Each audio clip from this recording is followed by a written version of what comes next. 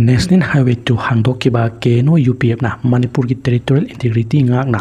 satkani haina sahi tawkhibagi damak Churchandpurda Modi laknabagi sem saribasing thugai khibani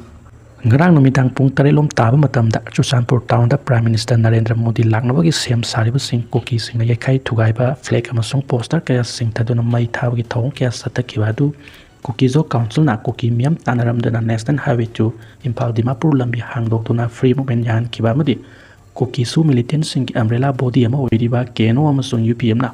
Manipurgi Territorial Integrity Kahandena Thamni Haina Ministry of Home Affairs Agreement sign Tawkiba Adugi Mayokta Satakibani Haina 27+ lakh peoples of Manipur na Thadorok Pacherolamana Haidi Rang Namidang Koki Sing Yakai Tingai Tokyo Mafamasi Modi Langnaba Sem Sariba Churchandpur Peace Ground kilometer anirom tamuk salaga laiba Pier Samun Haidiba Mafam Aduda Tokibani Modi Lakpaga Mari Lenana Koki Zo Singna Kanki Irang Asida Laikidram Singi Kukaya Saraga Pareng Sana Tamlambasing Security Musung District Administration Ki Maikadige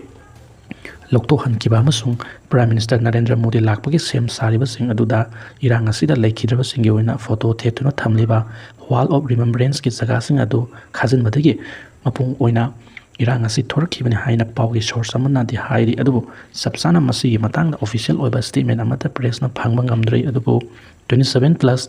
lakh peoples of Churchandpur na Thadorkiba Cherolasina Makata na hairibana Irang asida Laikhidraba Singi House Power Justice Phangdabagi Saraga Thamba coffin sing yauna Masiki Waba amasung Saina Kaya adu Kumjilaga Prime Minister Lakpagi Paksana Laitingliba Kaya aduna Makoiba Miraiduna Ikaiba Piba Musung Sahi Kaya Tengthaduna Lakiba Musung Justice Ngairaga Ladiba Singda Haktinana Ikaiba Pibani Haina Lovi Customary Institution Ki Leader Natraga Masana Masabu Leader ni Haijariba Singna Miam the effect Toba Isu Singa Mari Lenana Warep Ama Loba Matamda Mangzongna Miam ga Tanarangwadabani Natraga Plebiscite Tawdabani Miam na Prime Minister Ki Khongsit Ki Mayokta Leite Adumapo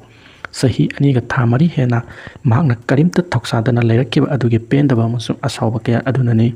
Prime Minister na Unkhanaba Adugi Ahanba Thamaktada Manipur Laklama Tholabadi Misam Kya Ki Punsi Panba Ngamlamgadabani Irang Asina Relief Camp da Ladiba Miyoi Sing Yauna Churchandpur Mizoram Road Medical Patient Kaya Amana Awaba Kaya Mayoknabadi Miyoi Kya Ki Punsi Mangkre Habase Prime Minister na Nahuna Ningsingli Aikoi Ima Amasung Angang Kya Hingna Mai Thakiba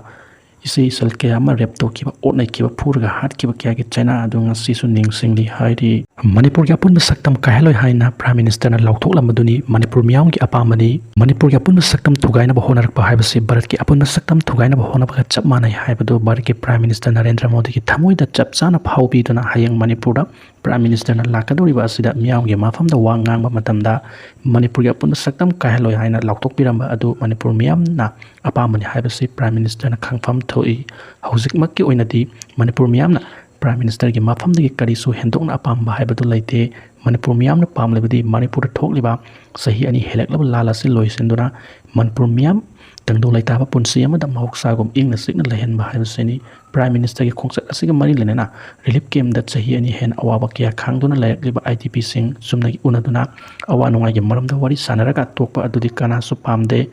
IDP sing amadi Manipur miyamna pamlebasidi Manipur da thokliba irang asi loisenduna IDP sing masa masagi mayumda hanjinduna mahoksagi punsigum lehenba haibaseni Manipur ki Apunba Saktam thugaina ba haibadi separate administration amadi union territory tanabagi lanasi Koki narco terrorist sing na yamna kana satharaklibani hairibi yawasida Koki MLA sing phawba yauna mangjin thaduna sangsilaklibani maduna Manipur thugaina ba honariba asi Bharat ki Prime Minister na ifong phongna yamna sengna khangbiramlagani haina khali maduna Manipur asi hiram khuding da sothaba lamdam ama oirabasu Bharat lengakna lupa karor kaya ki senfam haithaduna sakot hanaba honaba haibaduna tungda thamlaga Manipur miyamna pamlibadi Manipur asi tangdu laitaba Manipur ama ohenba madi Manipur ki Apunba Saktam Kaihandaba haibasini maduna Prime Minister na hayang Manipur da lakadoriba sida Manipur miyam da kudoloina pibiramgodaba asi Manipur ki Apunba Saktam thugaiba yaroi Manipur ki Apunba Saktam thugainaba honarakpasing Bharat lengakna pambom tingna lepli haiduna thamoi sengna lauthokpiramba aduni Prime Minister Modi ki khongsana Manipur ing tappa hanjilaklagani Punit Kumar Goyal Prime Minister Narendra Modi ki Manipur khongsada sina maram oiraga state asida ing tappa phibam hanjilaklagani haina Chief Secretary Punit Kumar Goyal na phongdokre misinga unaba amada mahak haiki Manipur asi border state ama oibata natana India ki East policy ki yamna maroiba yumbi makhong amani hana sunaba ki thokdok lepkre haiduna ing tappa hanjilakle haina lawba yade amana amabu thajaba thamnabaga lonena mauksaagi punsida hanjilaklaba matamda mapung fana ing tappa phibam leire haina lawgadabani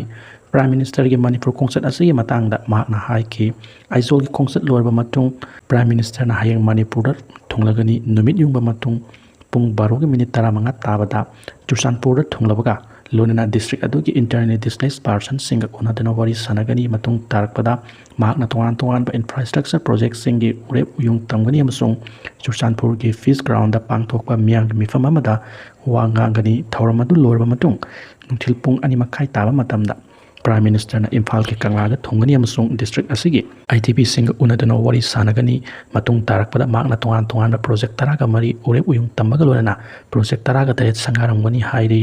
urep uyung tamgadaba project sing adudi lupa karor lising ahunga satruk ni futaret sangadaba Manipur urban roads drainage and asset management improvement project lupa karor samanga ga yangkai sangadaba Manipur infotech development project lupa karor samaga ni fonitoi changna mafam mapan sengot kadaba working women hostel lupa karor samaga manga changadaba singi manung hanjin mafam sengda super speciality amati speciality health care fanghanaba thaurang lupa karor contrast changadaba polo ground gi akoibata infrastructure sengot sagatpa lupa karor samaga kuntra mari changadaba district tara tarukma ki high school amadi higher secondary school samaga kungi phibam phagat hanba lupa karor kuntra ondoi changna power substation anida grid connected SPV power plant amasung MWAC mangagi floating SPV power plant install tauba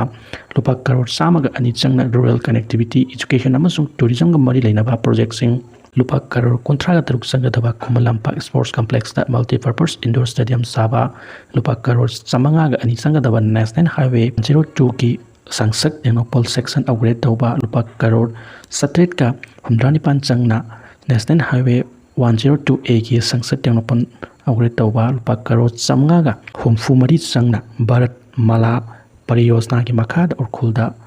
soithardagi Mariam Khulen fawba lel ani laiba lambi sengutpa lupa karor samanga ga yangkai manga changna Mariam Khulen dagi Jesami section fawba lel ani laiba lambi sengutpa amasung lupa karor sama humfu manga changna Jesami dagi lenen bridge fawba lel ani laiba lambi sengutpani sagadoriba project sing di lupa karor sama humfu mari changna New Delhi ki Dwarka da laiba Manipur Bhavan lupa karor ni funi thoi changna Kolkata gi Salt Lake da saba Manipur Bhavan lupa karor yangkai ga taruk changna Kanglagi nongpok thangba torban gi anisuba phase lupa karor samaga ama changna Mantri Phuki da sakiba police headquarter na singbani Manipur separate administration ki demand tanbi yaroi FNCC Manipur separate administration ki demand tanbi yaroi Nagagi lam oiriba kharam wifi je thongkholun amadi Sijangda Kuki militant sing ki designated game sanaba thorang khongpham handokpiyo amasung Naga singna khundariba mapam pumnamakta ki kolai paiba Kuki militant sing